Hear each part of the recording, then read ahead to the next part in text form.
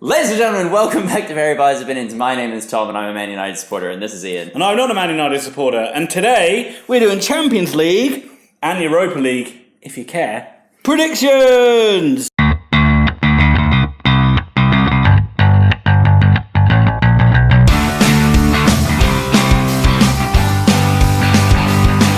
Welcome back to Very Biased Opinions, where we are doing our Champions League and Europa League predictions. They do not count to our overall tally, which I am currently winning 15-12. with not many games left. But before we get into all of that, Thomas Pickering, little bit of housekeeping. Please look below, we've timestamped all the matches for you, and as always, we put all our social media on there. Have a click, have a like, have a follow. We are genuinely so close to going over 550 subscribers on YouTube. We'd really appreciate a couple more likes. We seem to get there and then fall back. Every week, please support us, we love you. And if you keep supporting us, we might actually get a prediction right. Somewhere down the line. But of course I am gilding the lily, which is what Tom always tells me not to do. We are going to start with the main event. Nope, wrong one. Barcelona versus Manchester United. No, can't do that. Oh my god, we could be here for a while. I can't do this. Barcelona versus Manchester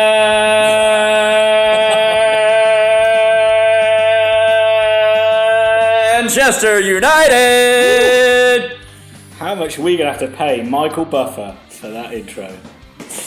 So, Tom, what did you think of the first leg? I know you even stopped watching it. I did stop watching it for a while. I don't think I was as enthralled by it as everyone else seemed to be. People seem really high on Man United that they were able to cause Barcelona problems, but they didn't get any shots. No. So what problems they were causing them were possession-based problems, and Barca still outpossessed them, so... Yeah, I agree. Barcelona, they didn't start playing until they let Barcelona take a goal lead. Yeah. And then Barcelona just completely relaxed. Yeah. But they got sloppy. And Man United, when they did press them, they did win the ball back in good areas, but they just couldn't do anything with it. And that's why you shouldn't be encouraged, you should be frustrated, because you're not going to get Barca playing that weekly. No, again, especially at home with 90,000 fans behind them. So this was a real chance missed for Man United, and I'm going to have to go against what I originally thought, which was Man United would win this tie. That's what I said. I can't see it now. I just can't see it. I think this is going to be 3-0 Barcelona. I'm pretty sure you said 5-0 Man United there. No, I got Barcelona winning this 2-0, and I think this is going to be the first time that we see Ole Gunnar Solskjaer and Man United literally just have no answer to anything. Thus far, he's been able to point to certain things, but if they get a result, I'll be really happy. But I just can't see it right now.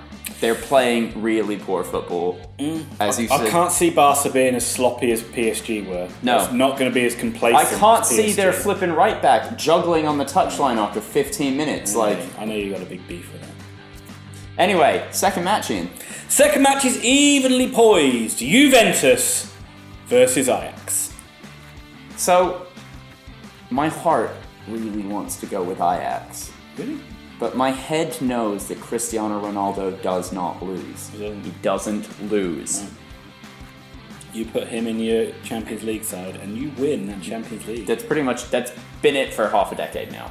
I think it's going to be a tight game. I think Ajax play really good football. I think that Juventus are just too strong.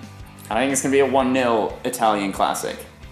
Defensive play. I think Juventus will go through. I think that there's a real freshness to Ajax and a real kind of it sounds kind of demeans them by saying fearlessness. Yeah. But they really kind of the way they took apart Real Madrid in that second leg was just fantastic to see.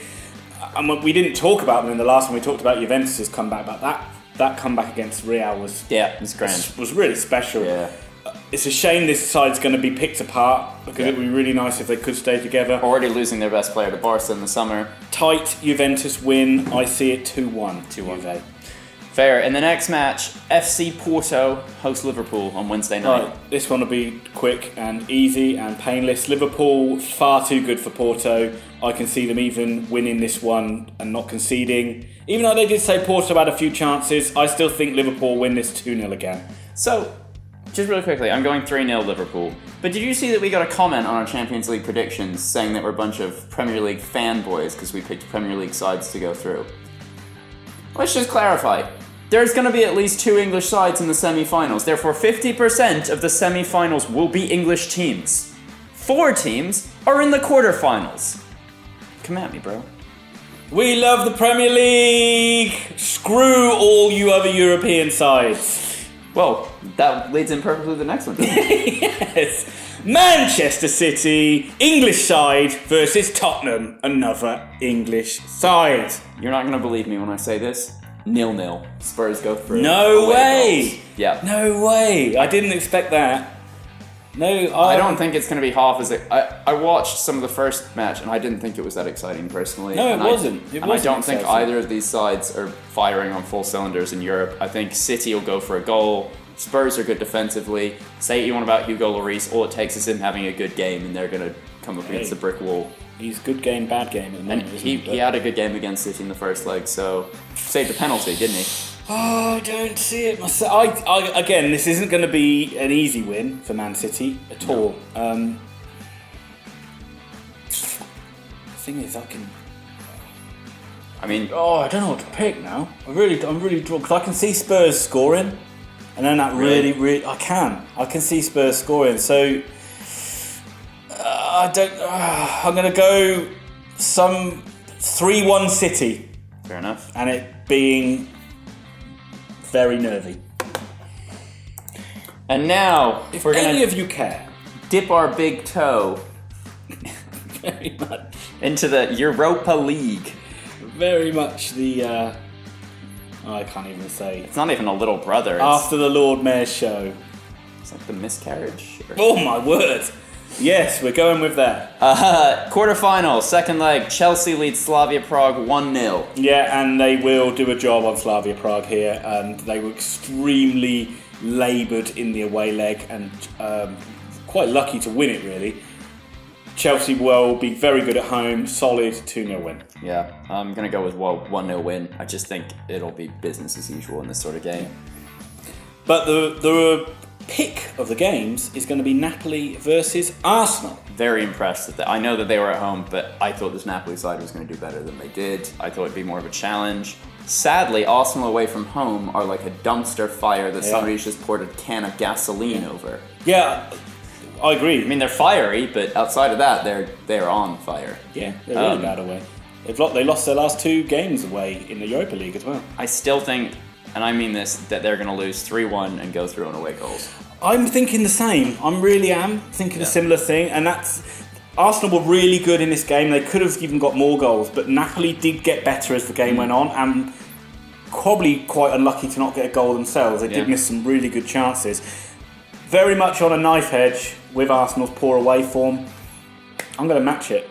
Yeah, I'm going to match it. 3-1 Napoli, Arsenal sneak through. Awesome. Now, this isn't the bonus match, ladies and gentlemen, so keep your knickers on. But it feels like a bonus, Tom. It does feel like a bonus because Brighton and Hove Albion host Cardiff City Tuesday night, 15 minutes before Barcelona, Man United, Juventus and Ajax play. So everybody in the stadium at the Amex will watch the first 15 minutes and then run out to the concourse. Be on their phones. You can't overestimate how big this game is. This is really this could just either nail shut the relegation fight altogether, or honestly, like a home victory and Cardiff are basically down. They'll be 8 points off the race with I believe 3 games left. Oh, you're wording it a hell of a lot better than me. I got extremely tongue-tied there. But yeah, Cardiff win this, they're right back in it. Yeah. And after Brighton screwed me over in my last prediction, where they lost 5-0 to Bournemouth, I can't back them. And I reckon Cardiff are going to win this 2-1. They need a bit of luck. They do need a bit of luck. I'm going to go with a 1-0 home victory. I just think that when you look at the league table and you look at their play, Cardiff have shipped the 3rd most goals in the league. They're not even close to being even an average attacking side. And at the end of the day, if one of these clubs should go down, it's Cardiff. And something tells me Chris Hughton will have prioritised this game. This is it. Absolutely. This is what they're building to. I can't disagree with that, but the Amex hasn't been the fortress highlighted by the last... Yeah. They haven't been as good as home lately. True. And if Cardiff can keep it tight, that place will get extremely nervy. I mean, I think that this one prediction should count for a whole round so I can catch up to you. So I think we should do that. How's that sound? Yeah? Yeah? Yeah? Yeah. Yeah. Yeah? Yeah. Yeah? Let's do it. Deal. Deal. He's up by 3. He doesn't care anymore. He's just throwing it into the wind. That's it. Ian. Do you want to pick a mystery game? Yes. Come on in. Okay, ladies and gentlemen, for the mystery game, we are dipping our little toe, not our big toe, into the Italian Serie A. And we're going to watch Paolo Di Canio's Lazio host Antonio... No, not Di Stefani. What was it? Oh, I don't know. An Udinese man. I didn't know Di Canio was the manager of Lazio. No, he's not. But he played for them and did the Nazi salute. So forever for me, he's tied to that that's club. Brilliant. Oh, very good. Yeah. Yeah. Ow. I don't know much about it. I don't know how much about these teams are doing. I know nothing. I always liked Udinese because they had a good striker named Antonio something.